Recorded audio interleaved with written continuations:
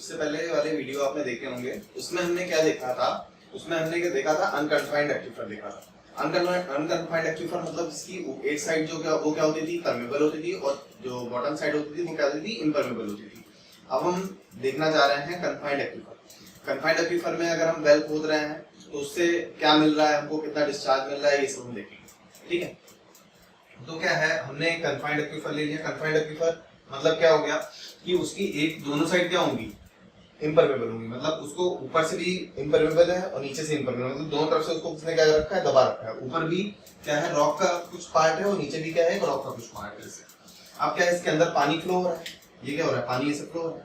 अगर हम क्या करें, इसके अंदर एक वेल खोद दें, तो जब हम वेल खोदेंगे तो क्या हो जाएगा, वेल इसके अंदर पूरा यहाँ से यहाँ तक पेंट्रेट करा दिया हमने। अब जो पानी एंटर होगा वो कहाँ से एंटर होगा, अगर ये वेल है, ये वेल आपको इस तरीके से दिख रहा है, इस तरीके से चारों, ये क्या होगा, पूरा इस तरीके से होगा ना। अगर 3D में आप इसको इमेजिन करो तो क्या होगा, ये जो वेल है, वेल के चारों तरफ से क्या हो रहा होगा, पानी आ रहा होगा। मतलब कहाँ से पानी आएगा, ऐसे ऐसे ऐसे ऐसे ऐसे ऐसे ऐसे इस तरीके से, इधर भी और इधर पीछे से भी। ठीक है, तो अब क्या होगा, मतलब पानी कहाँ से आ रहा है, इसके सरकमफ्रेंस से आ रहा है। कहाँ से, और सरकमफ्रेंस ये क्या है तरीके का, सिलेंड्रिकल का सिलेंडर हो गया ना, इसको आप 3D में इमेजिन करो तो सिलेंडर का सरकमफ्रेंस कितना होता है, 2πRh होता है। ठीक है, लेकिन ये कन्फाइंड एक्वीफर है। कन्फाइंड एक्वीफर में हमें पता है क्या होता है, कन्फाइंड एक्वीफर में जो उसकी विड्थ होती है वो क्या होती है, कांस्टेंट होती है। ठीक है, तो हमने क्या ले लिया वही, तो इसका सरकमफ्रेंस कितना हो जाएगा, 2πr इंटू h की जगह क्या हो जाएगा, b हो जाएगा इसका। ठीक है, तो हमने डार्सी लॉ देखा था, डार्सी लॉ में हमने देखा था कि velocity is directly proportional to क्या आता था, हाइड्रोलिक ग्रेडियंट आता था। तो जब इसको डिस्चार्ज में कन्वर्ट करते थे तो हम क्या लगा देते थे, u इक्वल टू KIA लगा देते थे। तो बस हमने वही यहाँ पे लिखा हुआ है, u इक्वल टू KIA। तो अगर I यहाँ पे क्या हो जाएगा, जितना आपका हेड लॉस है पर यूनिट, जितनी उसने डिस्टेंस चल रखी है, तो K dH by dr हो जाएगा इनटू एरिया, कितने एरिया से पानी आ रहा है, 2πr into b, 2πr into b, कितने एरिया से पानी आ रहा है। अब हम कैसे निकालते थे उसको, जैसे हमने वहां पे अनकन्फाइंड एक्वीफर में देखा था, वहां पे हमने क्या किए थे, दो टेस्टिंग वेल लिए थे। दो टेस्टिंग वेल की मदद से हमने क्या किया था, दो टेस्टिंग वेल की मदद से हमने अपने मेल वेल में क्या निकाला था, डिस्चार्ज निकालना चालू किया था। तो वैसे ही हमने यहाँ पे भी किया है, दो वेल हमने ले लिए हैं, दो वेल हमने खोद दिए हैं। वैसे काम हमारा एक वेल से भी चल जाता, ये ले लेते और ये ले लेते, इससे भी काम चल जाता, लेकिन क्या होता है कि हमें वो परमेबिलिटी नहीं पता होती है, इसलिए हमें क्या करना पड़ता है, दो वेल खोदने पड़ जाते हैं। तो अब क्या हो जाएगा, dr, अब हमने बस यहाँ तक आपको बता दिया था, उसके बाद खाली क्या किया है, रीअरेंज कर लिया है। तो r वाले टर्म एक साथ ले लिए हैं, और जो है बाकी h वाले टर्म क्या ले लिए, एक साथ ले लिए हैं। अब उसके बाद मैंने जब इसको इंटीग्रेट किया है, तो r1 से r2 तक इसको इंटीग्रेट किया है, ln ऑफ, तो इसको इंटीग्रेट करने के बाद आया है ln of r2 by r1 2πkb h2 by h1 by q। वहां से मैंने q की वैल्यू निकाल ली है। इसको थीम्स इक्वेशन बोलते हैं, थीम ने इसको डिफाइन किया था, इसको थीम्स इक्वेशन बोलते हैं। उसके बाद क्या होता है कि कन्फाइंड एक्वीफर में, कि अगर मान लो हम ये ना लेते, एक मैंने पिछले वाले वीडियो में आपको रेडियस ऑफ इन्फ्लुएंस भी बताया था, जिस पॉइंट के पे ड्रॉडाउन क्या हो जाता है, लगभग बहुत कम हो जाता है। इस पॉइंट पे ड्रॉडाउन क्या हो जाता है, बहुत कम हो जाता है जिस डिस्टेंस के बाद। जैसे मान लो आप इस डायग्राम में देख रहे हैं, तो इस पॉइंट, जैसे मैंने ये वाला जो आर ले रखा है, ये आर क्या है, रेडियस ऑफ इन्फ्लुएंस है। इस पॉइंट पे देखिए ड्रॉडाउन क्या है, कम है, मतलब जो वाटर टेबल है वो क्या है, बिल्कुल सरफेस पे ही है। ठीक है, तो अब क्या है, अगर मैं खाली ये वाला एक वैल्यू लूं, ये वाला वैल्यू और ये आर वाला ले लूं, तो बस h की जगह क्या बन जाएगा मेरा, h2 माइनस h1 की जगह क्या हो जाएगा, ये h है, h माइनस, इसको कुछ नाम दे देते हैं, इतनी ये माइनस ये वाली डिस्टेंस ये तो हो जाएगी अगर हम इन दोनों को ले लें तो बस उसकी जगह मैंने क्या लिख दिया है, SW ले दिया है। और जैसे यहाँ पे क्या था, ये दोनों वैल्यू हम देख रहे थे, तो यहाँ पे R2 R1 था, लेकिन अब हम क्या कर रहे हैं, ये और ये देख रहे हैं, तो बस यहाँ पे क्या हो जाएगा, इसकी वैल्यू R हो जाएगी, R2 की जगह यहाँ पे R हो जाएगा, और R1 की जगह क्या हो जाएगा, स्मॉल rw हो जाएगा। तो ये जो बन जाएगी, इसको हम ड्यूपिट इक्वेशन भी बोलते हैं, इसको ड्यूपिट एक्वेशन भी बोलते हैं। तो ये आ गया काम हमारा। तो हमने देख लिया कि कैसे होता है इसमें कन्फाइंड एक्वीफर में कैसे फ्लो होता है। ठीक है, अभी आगे देखते हैं। तो अभी तक हमने देखा था कि कन्फाइंड और अनकन्फाइंड एक्वीफर देखे थे। उसमें हमने देख लिया था जब हमने वेल्स के थ्रू कितना डिस्चार्ज आ रहा था, लेकिन हमने वहां पे एक चीज देखी थी कि हमने जब वहां पे टेस्टिंग वेल वगैरह थे, हमारे दो ऑब्जर्वेशन वेल थे, एक टेस्ट वेल था, तो जो हमारा ऑब्जर्वेशन वेल था उसमें हमने क्या देखा था कि एक पर्टिकुलर ड्रॉडाउन ले लेते थे, कि उसमें पर्टिकुलर ड्रॉडाउन S1 हो गया है और उसमें अब पानी की जो हाइट है वो कितनी है, H1 है। दूसरा ऑब्जर्वेशन वेल जो था उसमें जो ड्रॉडाउन होता है उसको S2 मान लेते थे, और उसकी जो पानी की जो उसमें हाइट, वाटर टेबल की जो हाइट है वो कितनी है, S2 है। ठीक है, लेकिन क्या होता है कि वो क्या है, एक तरीके का स्टेडी स्टेट है। Steady state in the sense का कहने का मतलब है उसमें हम क्या बोल रहे हैं कि कांस्टेंट डिस्चार्ज, हम क्या करते हैं उसमें पंपिंग काफी लंबे टाइम तक उसमें क्या करते हैं, पंपिंग स्टार्ट करते हैं। और पंपिंग जब काफी लंबे टाइम तक पंपिंग होती है तो क्या होता है, एक टाइम के बाद क्या होता है वो कांस्टेंट डिस्चार्ज देने लग जाता है। तो उसके बाद क्या होता है कि एक मिनिमम ड्रॉडाउन पे आ जाता है, उसके बाद क्या होता है कि वो कांस्टेंट क्या करता है, डिस्चार्ज देने लग जाता है। जैसे कि मैंने क्या बताया था, Q = KIA, तो वहां पे एरिया तो क्या हो जाता है, कांस्टेंट हो जाता है, और क्या हो जाता है, के भी हमारा क्या है, परमेबिलिटी भी क्या है, कांस्टेंट, बचा क्या हमारे पे I। तो अब क्या है, जितना ज्यादा I होगा उतना ज्यादा क्या हो जाएगा, डिस्चार्ज हो जाएगा। लेकिन अगर क्या हो, I और I का मतलब होता क्या है यहाँ पे, DH/DR, मतलब कुल मिलाकर के बात इसके आगे, इसका आगे हेड पे। अगर आपको किसी चीज से कांस्टेंट डिस्चार्ज लेना है तो आपको क्या करना पड़ेगा, उसमें हेड क्या रखना पड़ेगा, कांस्टेंट रखना पड़ेगा। तो अब क्या होता है रियल में, जैसे मान लो आपने पंपिंग करी, पंपिंग करने के बाद क्या हुआ, जितना पानी आपने निकाला उतना पानी उधर से आ गया। ठीक है, जैसे मान लो क्या हुआ कि वाटर टेबल ये थी आपकी, अब क्या है, इनिशियली वाटर टेबल क्या थी हमारी, ये थी। अब क्या है, मान लो आपने पानी निकाला यहाँ से, तो जितना पानी आपने निकाला उतना पानी क्या हो गया, वो उधर से आ गया, तो फिर से इनिशियल वाटर टेबल क्या होगी, फिर से वहीं पे होगी। असल में जितना हम देखते हैं ना कि इतना ड्रॉडाउन आ गया है, यहाँ पे तो हमें क्लियरली दिख जाता है इतना ड्रॉडाउन आ गया है, लेकिन फील्ड में भी इतना पता ही नहीं चलेगा, वो इतना कई किलोमीटर्स में ड्रॉडाउन होता है। तो ये जो स्लोप बनता है ये इतना कम बनता है, हमें फील्ड में दिखेगा भी नहीं। ठीक है, तो अब क्या हमें क्या करना पड़ता है कि इस कांस्टेंट डिस्चार्ज पाने के लिए हमें हेड क्या रखना पड़ता है, कांस्टेंट रखना पड़ता है। तो कई टाइम, बहुत टाइम तक हमें पंपिंग करनी पड़ती है जब तक हमें क्या मिल जाए, कांस्टेंट हेड मिल ना जाए। कांस्टेंट हेड का मतलब है जितना पानी हम उसमें से निकाल रहे हैं ना, उतना ही पानी क्या हो, उधर से आ रहा हो, तभी तो हमें कांस्टेंट हेड मिलेगा। तो अब क्या है, लंबे टाइम जो क्या कहते हैं स्टेडी स्टेट पाना, स्टेडी स्टेट को अचीव करना इतना आसान नहीं होता है। ठीक है, उसके लिए बहुत टाइम तक, लंबे टाइम तक पंपिंग करनी पड़ती है। तो इसलिए हम लोग क्या करते हैं, अनस्टेडी स्टेट को भी स्टडी कर लेते हैं। तो उससे क्या होता है, क्या डिस्चार्ज आता है, क्या होता है, वो हम देखते हैं। तो उसके लिए क्या है, कन्फाइंड एक्वीफर के लिए फॉर्मूला जो गिवन है, वो जो निकल के आया इन्होंने फॉर्मूला, वो क्या निकल के आया, S = Q/4πT। टी यहाँ पे ट्रांसमिसिबिलिटी होती थी, बता रखा था मैंने आपको, जो ट्रांसमिसिबिलिटी क्या निकल के आती थी, T बराबर क्या निकल के आता था हमारे पे, K × B। T बराबर क्या निकल के आता था, K × B।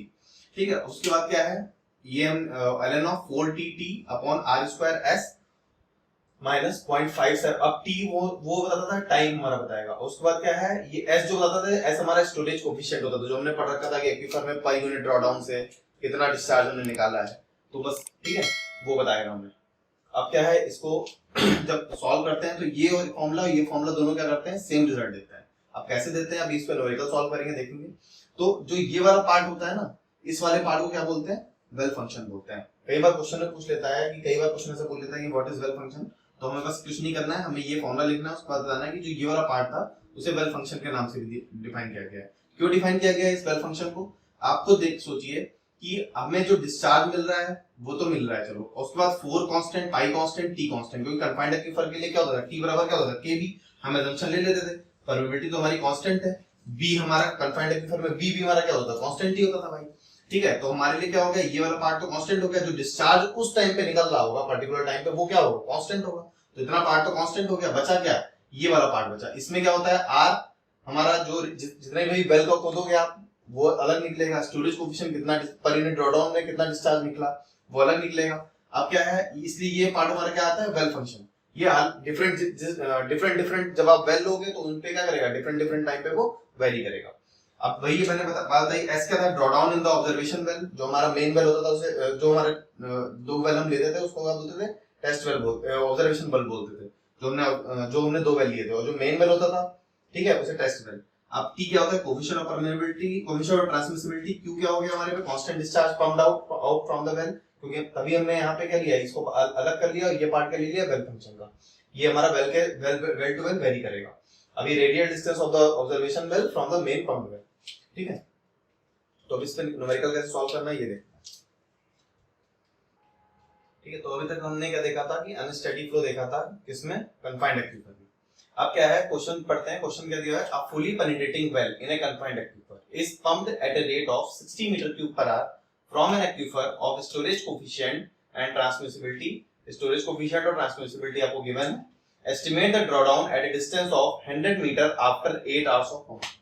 ठीक है, क्या बोल रहा है कि 8 घंटे तक लगातार जब हम पंपिंग करते हैं तब जो है 100 मीटर दूरी पे ड्रॉडाउन निकालना है। मतलब अगर कोई वेल है, कंफाइंड एक्वीफर वेल है, तो उसमें अगर 8 घंटे तक लगातार पंपिंग करते हैं, 8 घंटे तक लगातार पंपिंग करने के बाद कितना ड्रॉडाउन आ जाएगा ये हमें निकालना है।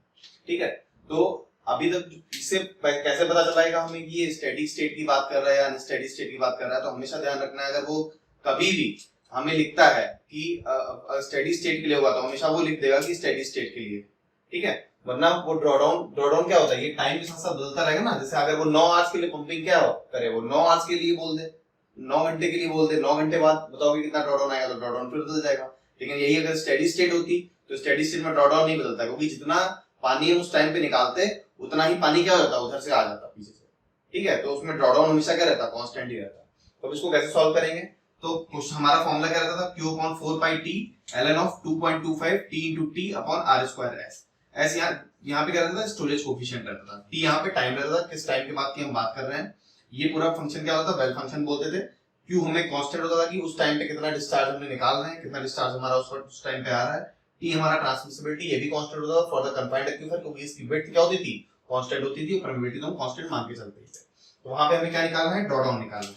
ठीक है, तो ट्रांसमिसिबिलिटी हमने वो क्वेश्चन में गिवन है, कितनी गिवन है transmissibility, 15 metre cube per hour. इसे अगर सेकंड में कन्वर्ट करते हैं तो कितना आएगा, 15 मीटर क्यूब पर आवर को सेकंड में कन्वर्ट करेंगे तो डिवाइड बाय 60 मिनट 60 सेकंड करेंगे तो 4.1667 into 10⁻³ उसके बाद क्या बचा हमारे पे, क्यू कितना गिवन है अपने को, 60 मीटर क्यूब पर आवर। इसको भी अगर मीटर क्यूब पर सेकंड में कन्वर्ट करते हैं तो 60 divided by 60 minute into 60 second, यानी 0.0167 मीटर क्यूब पर सेकंड। उसके बाद क्या बचा, टी हमने कन्वर्ट कर दिया है। टी कितना गिवन है अपने को, कितनी देर बाद पूछा है, 8 घंटे बाद पूछा है। कितना, 8 घंटे को सेकंड में कन्वर्ट किया, 8 into 60, ये भी कैसे में कन्वर्ट हो गया सेकंड में। आर क्या है, कितनी डिस्टेंस पे उसने बोला है, कितनी डिस्टेंस पे इसको ड्रॉडाउन पता करना है। तो कितनी डिस्टेंस पे ड्रॉडाउन पता करना है, 100 मीटर की दूरी पे। तो क्या कर दिया, 100 स्क्वायर कर दिया। एस क्या है, स्टोरेज कोफिशिएंट। कंफाइंड एक्वीफर में से कि per unit drawdown, per unit area of aquifer में से कि पर यूनिट ड्रॉडाउन मतलब 1 मीटर जब वो नीचे उसमें पानी का लेवल नीचे जाता है तो उस वक्त कितना डिस्चार्ज निकलता है, उसको क्या बोलते थे, स्टोरेज कोफिशिएंट बोलते थे। तो वो हमें कितना गिवन है यहाँ पे, 4 into 10⁻⁴। तो उसको जब हम सॉल्व करेंगे तो हमारे पे जो ड्रॉडाउन है 100 मीटर की दूरी पे कांस्टेंट, अगर हम 8 घंटे तक पंपिंग करते हैं तो कन्फाइंड एक्वीफर में से उस वक्त जो ड्रॉडाउन आएगा, मतलब उस वक्त जो पानी का लेवल नीचे गिरा होगा वो कितना गिरा होगा 1.344 मीटर। ठीक है, अभी और निकल देखते हैं। तो अब चलिए इस पे दूसरा क्वेश्चन देखते हैं। दूसरा क्वेश्चन क्या कहता है, a fully penetrating confined aquifer is pumped at a constant rate of 100 meter cube per hour at an observation well located at a 100 meter from the pumping well. The drawdown was observed to be 0.65 meter and 0.8 meter after 1 hour and 2 hour of pumping. Estimate the transmissibility and storage coefficient. ठीक है, तो confined aquifer given है अपने को, उसने बोल दिया इतना पानी हम निकाल रहे हैं उसमें से। इतना पानी निकालने के बाद क्या हो रहा है, 1 घंटे बाद कितना ड्रॉडाउन होता है और 2 घंटे बाद कितना ड्रॉडाउन होता है, ये चेक करना है अपने को। तो क्या हमने अनकन्फाइंड एक्वीफर वही वाली केस है जब उसने टाइम के रिस्पेक्ट में वेरी करा दिया ड्रॉडाउन, तो मतलब स्टेट कैसी रहेगी, अनस्टेडी स्टेट रहेगी। अनस्टेडी स्टेट रहेगी तो अनस्टेडी स्टेट वाले के लिए फॉर्मूला लगा दिया। अनस्टेडी स्टेट का फॉर्मूला हमने पढ़ा क्या था, Q upon 4 pi T ln of 4TT upon R square S minus 0.5772। अब एक बार मैंने 0.65 मीटर जब ड्रॉडाउन आया और एक बार पॉइंट कितना आया ड्रॉडाउन 0.80 मीटर, तो दोनों के लिए क्या ले लिया, इक्वेशन ले लिया। तो दोनों के लिए जब इक्वेशन ली है तो 0.65 मीटर ड्रॉडाउन कब आया है, T1 टाइम के बाद आया है। T1 मतलब 1 घंटे के बाद आया है। और 0.85 मीटर ड्रॉडाउन कब आया है, T2 टाइम के बाद। T2 टाइम मतलब 2 घंटे के बाद आया है। अब ये दोनों इक्वेशन है, दोनों इक्वेशन को क्या किया मैंने, माइनस कर दिया। जब दोनों इक्वेशन को माइनस किया तो मैंने क्या होगा, ये तो कट जाएंगे और साथ में क्या हो जाएगा, ये वाला टर्म क्या आ जाएगा, कॉमन आ जाएगा। तो ये वाला टर्म मैंने क्या ले लिया, बाहर ले लिया। और जब अंदर जो बचेगा, ये दोनों टर्म तो कट जाएंगे, बचेगा क्या, 4t ln of 4tt T1 upon R square S, और ये वाला टर्म बचेगा। ठीक है, तो ये वाला बचने के बाद आप देखोगे कि ये कैसे आ जाएगा, एक के ऊपर एक आ जाएंगे ना, तो ये 4tt वाला टर्म कट जाएगा। जब यहाँ से कट जाएगा 4tt और R square S वाला टर्म कट जाएगा यहाँ पे, क्योंकि ये क्या है, कांस्टेंट है इनके लिए। ये वाले टर्म बचेंगे, क्या अननोन क्या बचेगा, केवल T1 और T2 अननोन बचेगा। तो तो जब इनको करेंगे माइनस करेंगे तो ln वाला टर्म है, तो ln में क्या होता था, ln of t2 minus ln of t1 अगर लिखना है तो क्या इसको क्या लिख लेते हैं, ln of t2 by t1 लिख लेते थे। तो वही वाला टॉपिक बचे, वही वाला पार्ट बचेगा, तो t2 बाई t1 हो जाएगा, तो 2/1 घंटे हो जाएंगे। तो यहाँ से क्या निकल जाएगा हमारे पे, सब कुछ पता है यहाँ से, बस हमारे पे क्या निकल जाएगा, t की वैल्यू निकल जाएगी। तो एक पार्ट हमारा फाउंड हो गया t का। उसके बाद क्या करेंगे, इसी कोई भी एक इक्वेशन ले लेंगे, उस इक्वेशन में हमारे पे सब कुछ गिवन होगा और t की वैल्यू हम ऑलरेडी निकाल चुके थे, s की वैल्यू निकालनी होगी। तो क्या करेंगे, बस मैंने पहली इक्वेशन ले ली है, पहली इक्वेशन में t की वैल्यू मैं ऑलरेडी फाइंड कर चुका हूँ, t की वैल्यू रख दी है। उसके बाद क्या किया है, सब कुछ पता है मेरे को, बस खाली s निकालना है। तो पूरी इक्वेशन से पूरी इक्वेशन को सॉल्व करके मैं करूंगा s की वैल्यू निकाल लूंगा, ये वाला पार्ट भी आ जाएगा। ठीक है, अब इसके बाद दूसरा टॉपिक देखते हैं, इंटरफेरेंस अमंग वेल्स।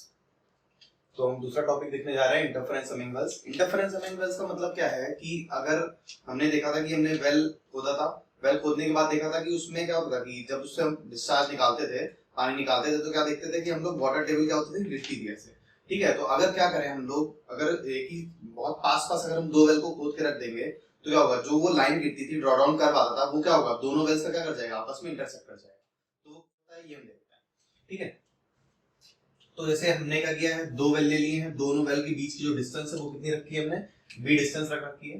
तो अगर मान लो पहला वेल था, पहला वेल में अगर ये मान लो दूसरा वेल नहीं होता, तो पहले वेल में जो ड्रॉ डाउन आता वो कैसे आता, ड्रॉ डाउन कुछ इस तरीके से आता, रेड वाला पार्ट कुछ इस तरीके से आता। ठीक है, अब मान लो दूसरा वेल है, मान लो पहला वेल नहीं होता, तो जो दूसरा वेल था उसमें ड्रॉ डाउन कैसे आता, कुछ इस तरीके से आता, ये वाला। यानी मैं कह सकता हूं ये क्या है, draw down due to well 1, इसको वेल 1 नाम दे देता हूं, इसको वेल 2 नाम दे देता हूं। ठीक है, और ये वाला क्या कह सकता हूं, draw down due to well 2, ये वेल 1 की वजह से है और दूसरा वाला क्या है, वेल 2 की वजह से। तो अब क्या है, जब दोनों आपस में इंटरसेक्ट करते हैं, तो दोनों आपस में इंटरसेक्ट करने की वजह से इन दोनों का जो कंबाइंड ड्रॉ डाउन आता है वो क्या आता है, जो ब्लू लाइन आपको दिख रही है ना, उस तरीके का आता है, इस तरीके से आता है। ठीक है, तो जैसे हम वहां पे फॉर्मूला हमने निकाला था कन्फाइंड एक्वीफर का 2 पाई kb into h2 minus h1 upon log of r2 by r1। तो वैसे ही अगर हमें यहाँ पे चाहिए, तो अगर हमें दो वेल इतने पास पास खुदे हुए हैं कि उनकी जो लाइन, जो ड्रॉ डाउन कर रहा हुआ है वो आपस में क्या कर रहा है, इंटरसेक्ट कर रहा है, तो उसमें जो डिस्चार्ज दिया जाएगा वो कैसे दिया जाएगा, q1, दोनों में डिस्चार्ज सेम है, q1 is equal to q2 2 pi kb h minus h upon ln of r square upon rb, इस तरीके से दिया जाएगा। ठीक है, लेकिन इसमें एक चीज ध्यान रखनी होती है अपने को कि जो Q1 है, इसमें अगर जब दोनों का डिस्चार्ज में कंबाइन कर दूंगा, मतलब एक टोटल डिस्चार्ज ले लेता हूं Q1 प्लस Q2 का, ये क्या होगा, मान लो बाद में जो डिस्चार्ज आने वाला है वो Q1 डैश और Q2 डैश है, तो जो टोटल डिस्चार्ज निकल रहा है जब इंटरफेरेंस दोनों का हो रहा है, तो वो कितना निकल रहा है, QT निकल रहा है, वो किसका समेशन है, Q1 डैश और Q2 डैश का। और जब इंटरफेरेंस नहीं हो रहा था तब कितना निकल रहा था, Q1 और निकल रहा था और Q2 निकल रहा था। तो एक चीज का ध्यान रखना, जो Q1 होगा वो हमेशा क्या होगा, Q1 डैश से बड़ा होगा।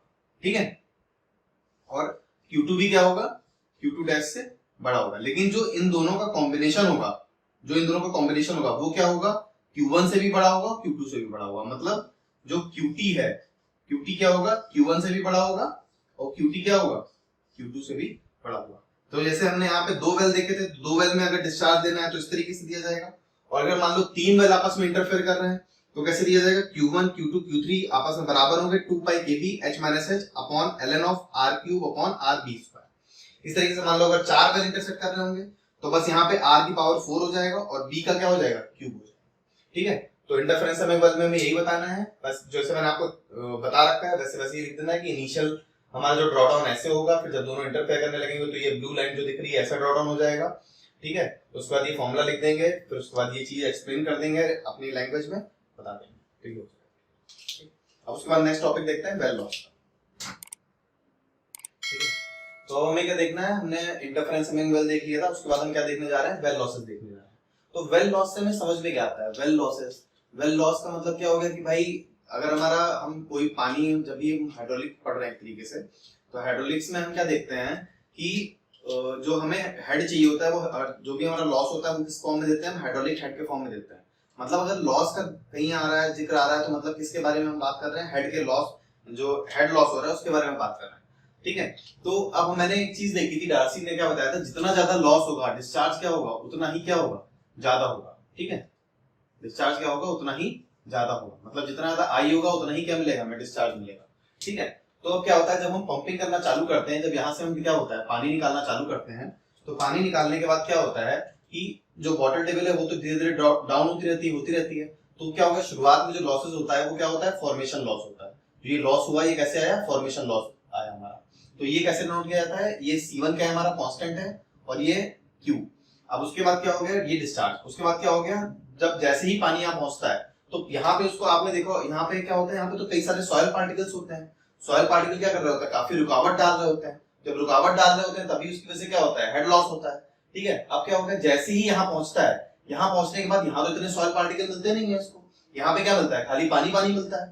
ठीक है, तो यहाँ पे क्या हो जाता है, लॉसेस क्या हो जाते हैं, थोड़े से कम हो जाते हैं। ठीक है, तो अब क्या होता है, यहाँ पे लॉसेस थोड़े से क्या हो जाते हैं, कम हो जाते हैं। तो यहाँ पे लॉसेस कम होने का इन द सेंस का मतलब है कि जैसे यहाँ पे तो उसको क्या मिला था, काफी रुकावट मिल रही थी, लेकिन जैसे ही वो यहाँ पहुंचता है इसको रुकावट मिलना कम हो जाती है, तो इसकी वेलोसिटी क्या हो जाती है, थोड़ी बढ़ जाती है। तो जैसे ही वेलोसिटी बढ़ती है तो वेल के पास का जो हिस्सा होता है ये वाला, यहाँ पे क्या होता है, टर्बुलेंस चालू हो जाता है। तो उसकी वजह से क्या होता है, टर्बुलेंट लॉसेस भी होना चालू हो जाते हैं। तो एक तो लॉसेस क्या हो गया, जिसको मैंने फॉर्मेशन लॉस बोल दिया, दूसरा क्या हो गया, टर्बुलेंट लॉस हो गया। ठीक है, और अब क्या हो गया, टर्बुलेंट लॉस मतलब जो उसकी वेलोसिटी एकदम से उसकी बढ़ गई, उसकी वजह से टर्बुलेंस चालू हो गया, टर्बुलेंट लॉस हो गया।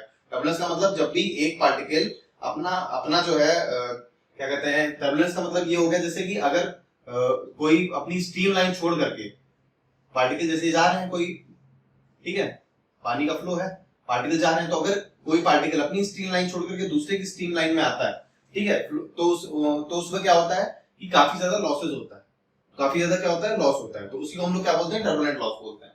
तो यहाँ इस पॉइंट पे आगे क्या हो जाता है, टर्बुलेंट लॉस चालू हो जाता है। ठीक है, तो एक तो लॉस क्या हो गया, टर्बुलेंट लॉस हो गया। दूसरा क्या हो गया, जो यहाँ पे हम क्या करते हैं, वेल के आसपास क्या करते हैं, स्क्रीनिंग करते हैं। स्क्रीनिंग मतलब छोटे छोटे वो जाली टाइप के लगाते हैं, ताकि क्या हो, जो पार्टिकल, जो गंदे पार्टिकल हो उसमें फंस जाए, केवल जो पानी है वही आ पाए। ठीक है, तो उसकी वजह से क्या होता है, स्क्रीनिंग लॉस होता है, यानी फ्रिक्शन लॉस वगैरह होता है। ठीक है, तो दूसरा मैंने क्या ले लिया, well screen and casing losses. तो इन दोनों का लॉसेस जो कंबाइंड लॉसेस है उसको मिला करके मैंने क्या बताया, SW2। तो जो फॉर्मेशन लॉस है उसकी वजह से जो वाटर टेबल है वो आनी कहाँ चाहिए थी, यहाँ पे आनी चाहिए थी, लेकिन क्या हो गया, ये SW2 यानी टर्बुलेंस लॉस और वेल स्क्रीन लॉस क्या हो गया, वो भी क्या हो गया, और हो गया। तो इसलिए वाटर टेबल यहाँ ना आकर के कहाँ शिफ्ट हो जाती है, यहाँ शिफ्ट हो जाती है। तो मतलब ये एक्स्ट्रा लॉस बढ़ गया। अब क्या है, ये CW, इसको मैंने कैसे डिनोट किया, C2 into Q2 स्क्वायर से। ठीक है, तो टोटल लॉस कितना आया है, ये लॉस प्लस ये वाला लॉस। ठीक है, तो टोटल लॉस लिख दिया मैंने SW1 प्लस SW2। ये क्या कितना है, C1Q प्लस C2Q स्क्वायर। अब वेल एफिशिएंसी का मतलब है कि वो वेल कितना ज्यादा डिस्चार्ज दे सकता है। ठीक है, तो अब खुद आप सोचो कि वेल पानी कब देगा, जितना ज्यादा आई होगा, और आई किस पे डिपेंड कर रहा है, इस पे डिपेंड कर रहा है, ये कितना जो है कितना इसमें स्लोप आ रहा है। आई क्या होता है, हाइड्रोलिक ग्रेडियंट होता है ना, तो उसमें कितना ज्यादा स्लोप आ रहा है। ठीक है, तो जितना ज्यादा ये होगा उतना ज्यादा हमारा डिस्चार्ज देगा यहाँ पे। ठीक है, तो अब किस पे डिपेंड कर रहा है, तो ये पहले वाला पार्ट क्या कर रहा है, SW1, तो इस पे डिपेंड कर रहा है फॉर्मेशन लॉस पे। और टोटल ड्रॉडाउन कितना आया हमारे पे, C1Q प्लस C2Q स्क्वायर। तो अगर हमारे पे वेल एफिशिएंसी अगर हमें देखनी है, तो वेल एफिशिएंसी हमें इसलिए काम आती है कि अगर हमें वेल एफिशिएंसी कम मिलने लग गई तो हम ये समझ जाएंगे कि इस वेल एफिशिएंसी कम मिलने लग गई है, मतलब ये वाला नीचे वाला पार्ट क्या हो गया, ज्यादा हो गया है। तो हम ये समझ जाएंगे कि जो ये वाला पार्ट, ये वाला जो C2Q स्क्वायर वाला जो लॉस है ये क्या हो गया, बढ़ गया। और ये कैसे बढ़ सकता है कि अगर स्क्रीनिंग में, यहाँ पे तो स्क्रीन लगी हुई है, स्क्रीन में अगर क्या है, ज्यादा डर्बिस या ज्यादा गंदगी फंस गई है, तो और ज्यादा क्या होना चालू हो जाएगा, हेड लॉस होना चालू हो जाएगा। तो इसकी वजह से क्या हो जाएगा, ये वाला हेड क्या होने लग जाएगा, बढ़ने लग जाएगा। तो जैसे जैसे ये वाला हेड बढ़ने लग जाएगा, वेल एफिशिएंसी क्या होती जाएगी, हमारी कम होना चालू हो जाएगी। ठीक है, तो इसी को हम लोग क्या बोलते हैं, वेल लॉस बोलते हैं। जो ये दोनों ये निकल गया है फॉर्मेशन लॉस, और जो फॉर्मेशन लॉस का कॉम्बिनेशन, और जो है टर्बुलेंस और वेल लॉस का, जो वेल स्क्रीनिंग और केसिंग लॉस का जो कॉम्बिनेशन है, इन दोनों को मिला करके जो बनता है उसे हम लोग क्या बोलते हैं, टोटल लॉस इन वेल। ठीक है, उसके बाद एक छोटा सा टर्म आता है स्पेसिफिक कैपेसिटी का, उसको हम डिफाइन करते हैं स्पेसिफिक कैपेसिटी कैसे डिफाइन करते हैं कि हम कोई वेल है उसमें से अगर हम क्या करें यूनिट डिस्चार्ज बाहर निकालते हैं तो उसमें पर एक जब उसमें वाटर टेबल होती है वो अगर यूनिट ड्रॉडाउन नीचे जाती है तो उससे कितना डिस्चार्ज हमें निकला, ठीक है, तो उसे हम लोग क्या बोलते हैं स्पेसिफिक कैपेसिटी बोलते हैं। जैसे अगर मान लो ये वेल है, इसमें अगर 1 मीटर नीचे पानी का जाता है, पानी का लेवल क्या होता है 1 मीटर नीचे जाता है, तो उस वक्त कितना डिस्चार्ज निकला है, ठीक है, तो दोनों का जो रेशियो होता है वो क्या डिफाइन करता है हमारा स्पेसिफिक कैपेसिटी डिफाइन करता है। ये याद रखेंगे जब हम पहला यूनिट ड्रॉडाउन होता है उसी को स्पेसिफिक कैपेसिटी बोलेंगे। अगर यूनिट ड्रॉडाउन तो कभी भी करा सकते हैं ना, लेकिन जैसे हमने वेल खोदा उसके बाद जो पहला ड्रॉडाउन आया उसके बाद ही जो निकल के आता है हमारा वो डिस्चार्ज निकल के आता है वही डिस्चार्ज हम लेते हैं, उसी से हम स्पेसिफिक कैपेसिटी निकालते हैं। तो स्पेसिफिक कैपेसिटी कैसे निकालेंगे, कितना डिस्चार्ज निकला और कितना उसमें ड्रॉडाउन हुआ। तो ड्रॉडाउन कैसे लेते थे C1Q + C2Q स्क्वायर, C2Q से यही तो पूरा ड्रॉडाउन आया था ना, और कितना डिस्चार्ज निकला तो Q/C1Q + C2Q स्क्वायर, तो वहां से Q कॉमन लेकर के Q काट दिया है, तो स्पेसिफिक कैपेसिटी कैसे गिवन वेल की दी जाएगी 1/C1 + C2, ठीक है। उसके बाद एक दो छोटे टॉपिक्स रह गए हमारे पे। इमेज वेल क्या होता है वो देख लेते हैं हमारे पे, और एक रेडियल वेल देखते हैं।